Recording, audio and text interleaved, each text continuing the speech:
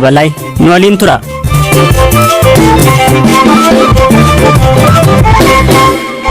Itoophiyaatti weerarri koronaa vaayirasii gosti deeltaa jedhamu mudachuun akka mirkanaa'e ministeerri fayyaa Itoophiyaa beeksise.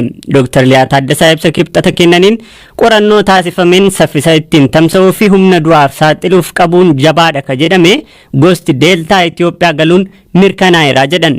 እየታየ ያለውን እጅግ ፈጣን የበሽታው ስርጭትና የጽኑ ህሙማን ቁጥር በአጭር ጊዜ ማሻቀብን ተምሳሌት በማስገባት ደበሉ ፊ ለኮብስ ለሞተ ድኩበ ጭማ ኬሰ ጅረን አካን ደበሉ ኢላልቺ ኬሰ ገልቹን ጎስት ኮሮና ዴልታ ጀደሙ ብየ ኬኛ ገሉ አካይኖሌ ትልማሚ ሳይንሳውን ከነማ ቱሬር ከኑማ ኢላልቺ ኬሰ ገልቹን ሐዋስኒ ፊ ቃሙሌን ኢሚላለቱን ኦፊገኑ በርባቺ ሰከጎደን አማቱሬ ደኛ ቆረኖ ኢንስቲትዩት ፈያ ሐዋሳ ኢትዮጵያት ጎደሜን ጎስት ዴልታ ኩን ብየ ኬሰ ገሉ ምርከናየር ጎስት ኩን ጎስ አምድረ ቱሬ alfa jedhamurra dachala man saffisa guddan tamsa'u kan danda'u namoota yeroo gabaabaa keessatti dhukkuba cimaaf kan saaxilu keessumaa namoota hin talaalamne saffisaan dhukkuba cimaarra buusaa akka jiru sadarkaa addunyaatti ilaalamaa jira. Dandeettii ajjeesuu isaatiinis kanneen amma dura turan irra cimaadha. በገዳይነትም አቅሙ ከዚህ በፊት ከነበሩት ዝርያዎች የሚበልጥ ነው. Hanga ammaatti weerara koronaan Itoophiyaa keessatti namootni 4,700 ol du'uu fi kan torbee darbe keessa qofa lubbuun isaanii darbee 118 ta'u Dr. Liyaan hubachiisaniiru. Weerarri kun akkaan hammaachaa jiras jechuun dubbatan. ወረርሽኙ ከጀመረ ጀምሮ ከ313,000 ሰዎች በላይ ቫይረሱ ተገኝቶባቸዋል። ወረርሪ ኩን ኤርገ ኤገሌ ጀልቀቤ ነሞታ 300 ፊ 13 ኦል ረት ቫይረስ ቸርገሜር ቶርበን ደርቤ ቆፋ ነሞታ 300 ኦል ረት ቫይረስ ቸርገሜር ከነ ጀቹን giddugaleessaan namootni 1,100 ta'an ቫይረስ ጨንቃማ akka jiran agarsiisaa jechuudha. Kun erga weerrichi eegalee giddugalaan nama guyyaatti qabamu isa guddaadha. Namoota saamuda kennan keessaa giddugalaan namoota vaayirasichi irratti argameenis isa guddaadha. Ji'a tokko dura giddugalaan dhibbeentaa tokko kan ture amma dhibbeentaa 20 geera. Lakkoofsi namoota dhibeen kun itti cimees akkaan dabalaa jira. Ji'a adoolessaa keessa kan 110 gadi ture torbee darbee 732 geera. Sireen kutaa wal'aansaa cimaa dhumaa jira. Keessumaa magaalaa Finfinnee keessatti du'aan wal qabatees namoota qabamuun isaanii mirkanaa'ee dhaabbilee wal'aansaa keessatti wal'aanamaa otoo jiranii kan du'an hanga ammaa 4,700 ol geera. Torban darbe qofa namoonni 118 giddugala wal'aansaa COVID keessatti osoo wal'aanamaa jiranii lubbuu isaanii dhabaniiru. kana jechuun giddu galeessaan guyyaatti namootni 16 du'aa turan. ታዲያ እንግዲህ በቀን አማካይ ወደ 16 አካባቢ ሰዎች እየሞቱ እንደሆነ የሚያሳይ ነው። አከ ዶክተር ሊያን ጀዳኒቲ አንጋማቲ ናኖሌ ሁንደ keessatti namootni ሚሊዮን 2.5 ta'an talaalli ኮሮና argachuu danda'aniiru. dargaggootni weerara haaraa deeltaa miidhamaa akka jiran ilaalcha keessa galchuun qajeelfama kenna talaalli irratti fooyya'insi godhamaa akka jiru hubachiisaniiru. amma eegalee dargaggoonni umuriin isaanii waggaa 18 ol ta'an hundu talaalli kana naannolee hunda keessatti akka fudhatan qajeelfamni haaromfamus Dr. Liyaa Taaddasaa ibsaniiru.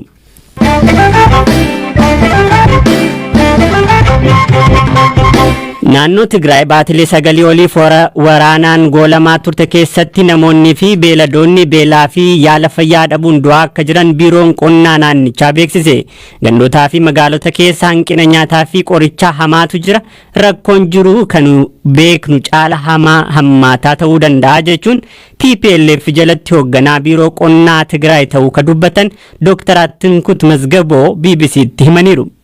خذ بلدنا تصاب خذ كواري لعلى فرق ميلي هاي يفايف الله زي بأمعات رجاء أما قبنوني أمني ولكا مليونا أولتو ركوا ما كيس جرا كان جيتشونيس صدركا IPC شنجدمي كان وام مرجرة جيتشودا ركون كومنيكيشني وانجروفي غويان هردفون نركسوس وانتي بايين ناسيسي داو بقاتوتا شري كيسا سدي جراتوتا كيسا مو نموني جا دروسانيتي haaluma wal fakkaatuni godina giddu galeessa iddoo baadiyyaa yaaqar jedhamutti namoonni 5 ta'an lubbuu dhabaniiru.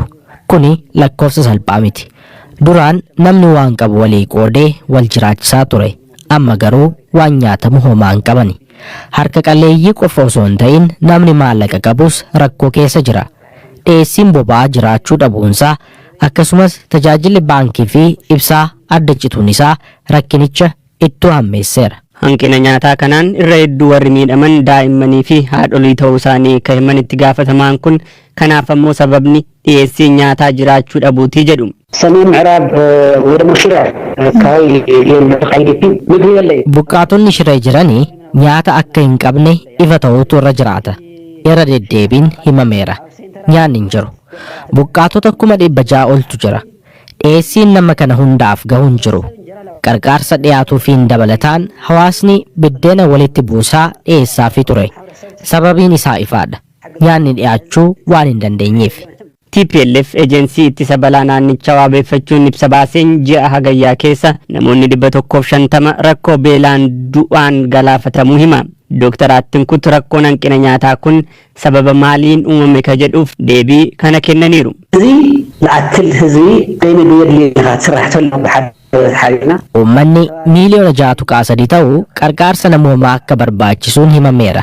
Namni lakkoofsa haganaa dhiyeessiin hagam ga'u ni barbaachisa yoo jedhame guyyaa guyyaan konkolaattonni dhiyeessii nyaataa fi nyaata hin taane fe'an 100 ta'an gara naannichaa galuutu isaanirra jiraata.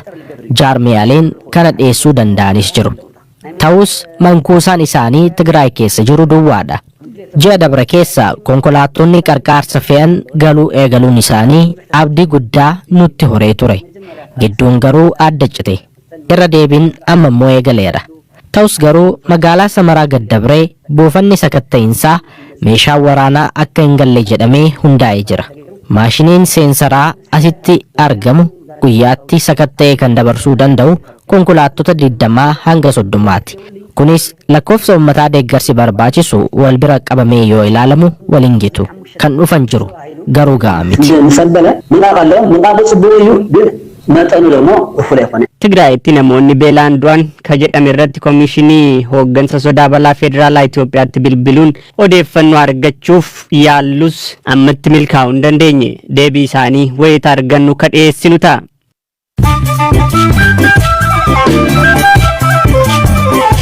Dhaggeeffattoota odeessaalee gaggabaaboo muraasa gidduutti gareen kubbaa miilaa Itoophiyaa gulaallii waancaa addunyaa bara 2022f taasisaa jiruun guyyaa irraa magaalaa Baahir Daaritti Zimbaabuwee morkatee 1-0 injifate. Galchiin takkitti daqiiqaa 94ffaa irratti Aschaaloo Taammanaa galcheen galmoofte. Injifannoon kun mo'icha jalqabaa gareen Itoophiyaa ramaddii gaa keessatti argatee fi qabxii 3tti argateedha. Lammiileen Afgaanistaan hedduun hiriira bahuun mirgi dubartoota akka kabajamu akkasumas dhaadannoo Taalibaanii fi Paakistaan abaaru wayita dhageessisan hokkorri hamaan magaalaa Kaabul keessatti uumame. Warri Taalibaan lammiilee hiriira bahan irratti dhukaasuun bittimsaniiru odeessaaleen hanganu.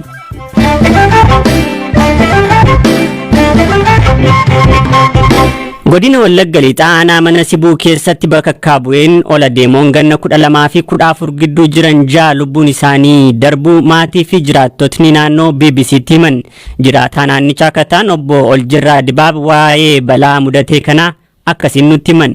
Kaleessa wanti ta'e aanaa mana Sibuu ganda gomboo qilxuusaalee jedhamu keessatti waaqayyoo balaqqeedhaan ijoollee tokko ijoollee nama 6 rukutee du'ani.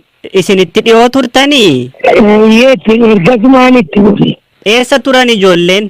Ijoolleen baargamoo wayii dhaabuu hojii dhaqanii baargamoo dhaabuu si bobba'aa jiru. Ituma karaarra deemaniiti moo mana wayii jala jiru moo muka? Eegoo isaanii lafa baargamoo dhaaban gahuu bokkaan itti roobe. Gaafa bokkaan itti roobu muka baala damee qabu jala bitaan baratanii. Muka jalatti isaan rukute? Achitti rukute. Ijoolleen umriin isaanii akkam akkami? Ijoolleen kun ijoollee namni 5 ijoollee durbaa shamarraniidha namni tokko dhiira. Umriin isaanii wal fakkaataadhuma waggaa 12 fi 14 gidduu jiru. Naannoo keessanitti waan akkanaa baratameera? Durtii tureera darbee hin bu'a yoo beesi nama tokko yookaan horii kan miidhamanii jumlaatti lubbuu hamma kanaa iddoo tokkotti rukutee takkuma dhageenya akkaanaatti of keessaa tulle. Bakka akkaan yeroo bu'ee namni miidhamu maal jedhama isin biratti? Biratti wanti jedhamu namni gaara kakkaan hojii harka waaqayyootidha. Namni yoo maatiin beekee maal beekii baga jedha afaaniin. Naannoo keenyatti yeroo waan akkasii ta'u waaqayyotu itti beekee jedhe. Waaqayyotu itti beekee waaqayyotu itti gammade jedhu kanaaf Amma ijoollee miseensuma maatii tokkooti. Ijoolleen maddi isaanii kaakayyuu isaanii akaakiliin isaanii tokkuma amma mana ijaarratanii garagara namoota ammalee tokkuma isaan. Awwaalamaniiru amma. Awwaalamaniiru warra awwaalaman biyya namni biyya baay'ee waan dunkine takkuma biyya akkasitti hirmaatee nama rifaasise waan taate. Bokkaa cimaa turoo baay'ee jiraati bakka gara keessan. Bokkaa baay'ee cimaas miti dhoqqama giddu galeessaa roobaa jira guyyaa kaleessaa kan ammoo qaqalleessaa ture. Obbo Qananii obboleettii isaanii quxisuu balaa kanaan dhabuu BBC'tti himaniiru. Quxisuu koo mucaa ishee Mee mucaa akkamii turte nuu himime umuriin ishee hagamii? Mucaa baay'ee bakka maatiin ijoolleen biraa baratanii iddoo adda addaa deemaniiru jaartii bira kan jiru ishee qofaadha. Waggaa 14 kutaa 7ffaa barti. Biqiltuu dhaabuu dhaqaniitu wanti kun kan mudate? Biqiltuu baargamoo dhaabuuf deeman. Maatiin gaddarra jirtu kaa? Rabbi sinaa jabeessu. Haa ta'u isinis kan isin jabeessu argadhaa.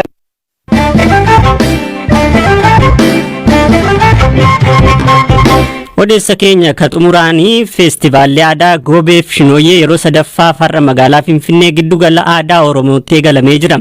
Dargaggootni Goobeef Shinooyyee guyyoota itti aananitti magaalaa Finfinnee fi magaalota naannoo Oromiyaa garaagaraa keessatti deemuun taphatan aadaa Goobeef Shinooyyee agarsiisuuf qophaa'an eebba maanguddoo fudhataniiru. Feestivaalli aadaa Goobeef Shinooyyee qindoomina dhaabbata piroomooshinii boraatii fi biiroo aadaaf turizimii Oromiyaatiin qophaa'e.